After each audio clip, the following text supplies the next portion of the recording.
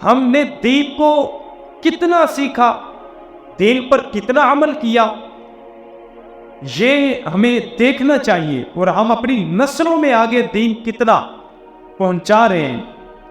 آج آپ آبا بزرگ ہیں، آپ کا تجربہ بھی ہوگا، ہمارے اس ملک پاکستان کے اندر، جس ملک کو اللہ اور اس کے رسول صلی اللہ علیہ وسلم کے نام پر حاصل کیا گیا، بزرگ جانتے ہیں ہم نے کتنی قربانیاں دی۔ ہمارے بزرگوں نے اپنی جوانیاں اور بچوں کو قربان کر دیا اس ملک کے لیے کہ ہم وہ ملک بنائیں گے کہ جس کے اندر آزادی کے ساتھ اللہ اس کے رسول صلی اللہ علیہ وسلم کا نام لے سکیں گے، آزادی کے ساتھ اللہ اور اس کے رسول کا ذکر کر سکیں گے، اللہ کی عبادت کر سکیں گے، اسلام پر عمل پیرا ہو سکیں گے۔ اس لیے اس ملک کو حاصل کیا گیا۔ گلی گلی، کوچے کوچے کے اندر، نگر نگر کے اندر جو نعرہ رکھتا تھا، وہ نعرہ کیا تھا؟ بن کے رہے گا پاکستان، بن کے رہے گا ہندوستان۔ پاکستان کا مطلب کیا؟ لا الہ الا اللہ، اس وقت یہ نعرہ تھا۔ لیکن آج دیکھیے اسی ملک پاکستان کے اندر، اسی ملک کی یونیورسٹیز کے اندر نام ہوتا ہے لڑکے کا محمد عبداللہ، لیکن وہی بندہ کہہ رہا ہوتا ہے کہ اللہ تعالیٰ کا وجود ہی نہیں ہے۔ وہی نوجوان جس کا نام ہوتا ہے محمد عبد الرحمن، رحمان کا بندہ، عبداللہ اللہ کا بندہ، وہ غیار کے شکنجے کے اندر یہ نوجوان نسل اس طرح آ چکی ہے کہ وہ لوگ کہہ رہے ہوتے ہیں کہ رب تعالیٰ کا وجود ہی نہیں، معاذ اللہ، اللہ تعالیٰ ہے ہی نہیں، رب تعالیٰ اللہ نام کی کوئی چیز ہی نہیں، معاذ اللہ، نعوذ باللہ من ذالک۔ وہ کہتے ہیں صرف ایک دھماکہ ہوا، اسی سے آگے یہ ساری تخلیق ہوئی، یہ اپنے آپ سب کچھ ہو گیا، اس کو پیدا کرنے والا کوئی نہیں۔ کوئی کہہ رہا ہوتا ہے اللہ کو کس نے پیدا کیا، تو اس کی وجہ کیا ہے؟ اس کی وجہ یہ ہے اے میرے عزیزان گرامی قدر کہ ہم نے اپنے بچوں کی تربیت اسلام کے مطابق کی نہیں، ہم نے اپنے بچوں کی بنیاد اسلام کے مطابق بنائی نہیں، ہم نے ان کو دنیا کی طرف لگائے رکھا، ہم نے دنیا کا اصول اپنے بچوں کے ذہنوں میں۔ آپ دیکھیے ہم اپنے بچوں کو جب چھوٹے چھوٹے ہوتے ہیں اسکول کے لیے بھیجتے ہیں، ان کو کیا کہتے ہیں؟ بیٹا تو پڑھے گا بڑا آدمی بنے گا، اگر پڑھ جائے گا تو کسی نوکری پہ لگ جائے گا۔ ہم نے اپنے بچوں کا بچپن کے اندر ہی ان کی تربیت اس انداز میں کرتے ہیں کہ ان کا مال و متاع ہی سب کچھ ہوتا ہے، ان کی زندگی کا سب کچھ جو ہے وہ مال ہوتا ہے، مال مال اور صرف مال، اس سے آگے کچھ نہیں۔ آخرت کی طرف جو ہمیشہ کے لیے آگے رہنے والی زندگی ہے، اس کی طرف ہم اپنی اولاد کی رغبت کرتے نہیں۔ اولاد کی کیا کریں گے؟ ہماری اپنی رغبت جو ہے اس طرف نہیں ہوتی۔ ہمارا بھی یہی حال ہوتا ہے، کسی بھی ذریعے سے مال کمائیں، کوئی بھی ذریعہ ہو اس کے ذریعے سے ہم کمائیں اور رزق لے کے اپنی اولاد کو کھلائیں، ہم آرام کریں۔ یہ پتہ نہیں ہوتا کہ وہ رزق آ کس طریقے سے رہا ہے، خواہ وہ حلال ہے یا حرام ہے، کیا اس طریقے سے اللہ و رسول خوش ہوں گے یا ناراض ہوں گے۔ ہمیں یہ تو پتہ ہوتا ہے کہ ہم نے کپڑے کہاں سے خریدنے ہیں، ہمیں یہ تو پتہ ہوتا ہے کہ یہ کپڑا ہمارے لیے درست نہیں، یہ جوتا ہمارے لیے درست نہیں، یہ جگہ ہمارے لیے درست نہیں، ہمیں یہ سب کچھ پتہ ہوتا ہے، لیکن ہمیں یہ نہیں پتہ ہوتا یہ رزق جو آ رہا ہے یہ ہمارے لیے بہتر نہیں ہے، یہ ہمارے ایمان کے لیے بہتر نہیں۔ یہ رزق جہاں سے آ رہا ہے اس سے نسلیں خراب ہوں گی۔ رزق اگر حرام جگہ سے آ رہا ہوگا، حرام طریقے سے آ رہا ہوگا، تو اے عزیزان گرامی قدر پھر نسلیں تباہ ہوتی ہیں، پھر روحانیت ختم ہو جاتی ہے، پھر بندہ دنیا ہی کی طرف لگ جاتا ہے، پھر بڑا کچھ ہونے کے باوجود وہ کہتا ہے کچھ نہیں، برکتیں اٹھا لی جاتی ہیں، سب کچھ ختم ہو جاتا ہے۔ آج آپ دیکھیے یہ ملک پاکستان، اس کے اندر آپ خود اندازہ کیجئے، ہر بندہ اس کی کوشش ہوتی ہے میں زیادہ سے زیادہ کماؤں، زیادہ سے زیادہ کماؤں۔ کوئی ملاوٹ کرتا ہے، محبوب علیہ الصلوۃ والسلام کا فرمان ہے، عالی شان ہے، فرمایا جس نے ملاوٹ کی وہ ہم میں سے نہیں ہے۔ لیکن آج مسلمان کہلوانے والا نام ہوتا ہے اللہ رکھا، نام ہوتا ہے محمد بخش، نام فلاں فلاں ہوتا ہے، مسلمان کہلوانے والا ہوتا ہے, مسلمانوں کے گھر میں پیدا ہوتا ہے, لیکن کاروبار کیا ہے؟ ملاوٹ کے ساتھ دودھ بیچ رہا ہوتا ہے. محبوب علیہ الصلوۃ والسلام کا فرمان ہے, علی شان فرمایا, وہ ہم میں سے ہے ہی نہیں جو ملاوٹ کرے گا. لیکن اس سے بھی اگر پوچھو گے نا کہ تمہارا گزر بسر کس انداز میں ہو رہا ہے, تو وہ یہی کرے گا, یار برکت نہیں ہے, کچھ ہاتھ میں نہیں رہتا. اس کی وجہ کیا ہے؟ اس کی وجہ یہ ہے کہ ہم نے توکل چھوڑ دیا, ہم نے رب تعالیٰ کی ذات پہ توکل کرنا چھوڑ دیا. رزق حلال اگرچہ تھوڑا ہو, بندہ مومن بندہ اس پہ قناعت کرے, اسی کو اختیار کرے, رب تعالیٰ اسی کے اندر برکات عطا فرما دیتا ہے. اور وہ تھوڑا بھی ہو تو اس کے اندر برکت اتنی ہو جاتی ہے کہ گھر والے آرام سے کھا بھی لیتے ہیں, لیکن برکت اتنی ہوتی ہے وہ پھر بھی بچ جاتا ہے. اور اگر اس سے پوچھا جائے کہ صاحب تم بتاؤ تمہارا حال کیسا ہے, گزر بسر کیسا ہے, تو وہ یہی کہے گا, الحمدللہ مجھ پر میرے مالک کا بڑا ہی کرم. تو یہ رزق حلال جو ہے, رزق حلال یہ سب سے بڑی نعمت ہے. محبوب علیہ الصلوۃ والسلام کے فرمان علی شان کا مفہوم ہے کہ رزق حلال کمانا بھی عبادت ہے, عین عبادت ہے. بندہ رزق حلال کماتا ہے اپنے لیے, اپنے بیوی بچوں کے لیے کماتا ہے, لیکن محبوب علیہ الصلوۃ والسلام فرماتے ہیں وہ رزق حلال اپنے لیے, اپنے بیوی بچوں کے لیے کما رہا ہوتا ہے, لیکن رب تعالیٰ اس کو ثواب عبادت کا عطا فرما رہا ہوتا ہے. اس کی اتنی برکات ہے. اور رزق حلال کمانے والا مزدور ہے جس کے ہاتھوں پہ بظاہر چھانے پڑ جاتے ہیں, وہ رزق حلال کما رہا ہوتا ہے. تو محبوب علیہ الصلوۃ والسلام فرماتے ہیں انا حبیب اللہ, محبوب علیہ الصلوۃ والسلام فرماتے ہیں میں اللہ کا حبیب ہوں.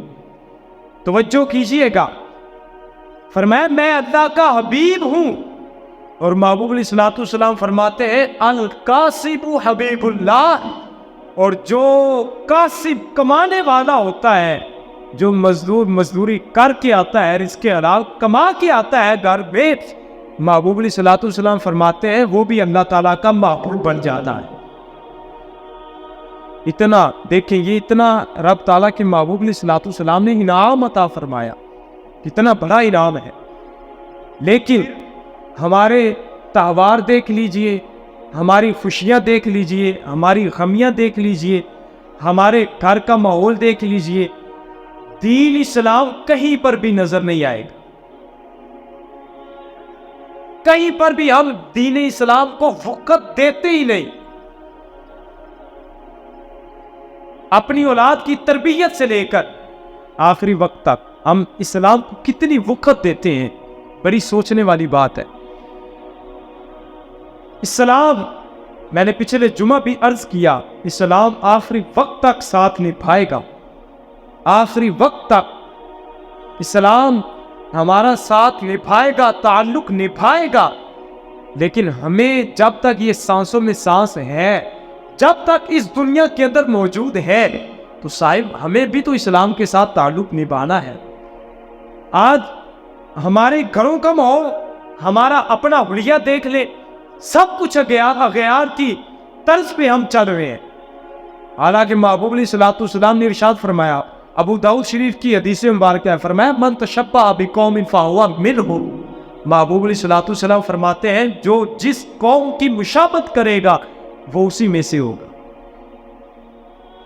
آج اگر انگریز داڑھی کا ڈیزائن بنوائے تو آپ دیکھیں ہمارے حجاموں کے بعد ان کی تصویریں لگ جاتی ہیں. ہمارے نوجوان انہی کی طرح وہ داڑھی شریف کو بھی اسی ڈیزائن کے اندر رکھتے ہیں.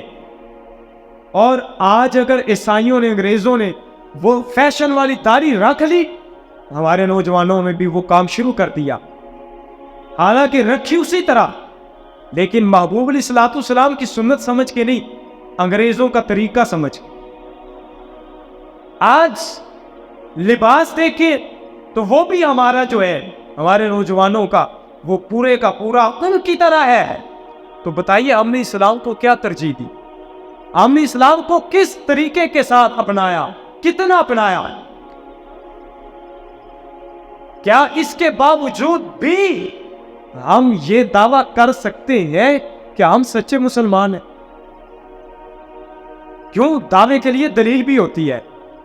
جو اس وقت مجموعی طور پر بالخصوص ہم یہ پاکستان اور یہ بر صغیر کے اندر رہنے والے جو مسلمان ہیں، مجموعی طور پر ہمارا حال اس طرح کا ہو چکا ہے کہ ہم اسلام سے بہت دور ہو چکے ہیں. خاصہ خاصان رسول وقت دعا ہے، امت پہ تیری آ کے عجب وقت پڑا ہے. جو دین بڑی شان سے نکلا تھا وطن سے، پردیس میں آج آ کے وہ غریب الغربا ہے. آج اسلام پھر غریب. اس کی وجہ یہ ہے کہ اپنی اولاد کی والدین نے تربیت نہیں کی. آج آپ دیکھیں، آپ سب ذی شعور ہیں، ذی علم ہیں. آپ دیکھیں گھروں کے اندر بچہ پیدا ہوتا ہے تو والدین کیا کرتے ہیں؟ نام رکھنے کی باری وہ فلموں اور ڈراموں کے اندر جو نام سنے ہوتے ہیں وہ نام رکھتے ہیں. حالانکہ کیا فرمایا گیا؟ شریعت کا حکم یہ ہے کہ اپنے بچوں کے نام رکھو اکابرین کے نام پر، بزرگوں کے نام پر رکھو. کیوں؟ کیونکہ بچے کی زندگی پر اس نام کا اثر پڑتا ہے. تو جب ہم نے بچوں کے نام اداکاروں کے نام پہ رکھے تو پھر ہم کس طرح توقع کر سکتے ہیں کہ ہمارا بچہ نمازی بنے گا، ہمارا بچہ اسلام کا محافظ بنے گا، اسلام کا سپاہی بنے گا؟ ہم کس طرح یہ توقع کر سکتے ہیں؟ اس لیے ہمارا ہر کام دیکھیں، بچے کی پیدائش سے لے کر ہر کام ہمارا الٹ ہے. اور پھر ہم یہ کہتے ہیں کہ ہمارے گھر میں برکت نہیں ہے. تو عزیزان گرامی، واپس لوٹیے، اپنی اصل کی طرف واپس لوٹیے. ہماری ترقی اسلام کے اندر ہے. اسلام سے جتنا دور جائیں گے، جتنا دور جائیں گے، اتنا ہی ذلت کے اندر گرتے جائیں گے. اگر دنیا کے اندر عزت چاہتے ہیں مسلمان، اگر دنیا کے اندر وقار چاہتے ہیں مسلمان، اگر دنیا کے اندر عروج اور ترقی چاہتے ہیں مسلمان، تو پھر مصطفیٰ کریم علیہ السلام کے در اقدس کی طرف دوبارہ لوٹنا پڑے گا. اسلام مکمل ضابطہ حیات ہے، مکمل ضابطہ حیات ہے قیامت تک کے لیے. کوئی بھی مسئلہ ہو، نئے سے نیا مسئلہ ہو، اسلام نے ہر مسئلے کا حل دیا ہے. اس لیے عزیزان گرامی قدر، ہمیں اگر کوئی مسئلہ بنتا ہے، ہماری معیشت کا مسئلہ ہو، سیاست کا مسئلہ ہو، کبھی مت سوچئے گا کہ سیاست دین سے جدا ہے. ہماری سیاست ہو، ہماری معیشت ہو، ہمارا گھر کا معاملہ ہو، ہمارا معاشرہ ہو، مسلمانوں کے لیے حکم یہ ہے، یا ایھا الذین آمنوا ادخلوا فی السلم کافہ.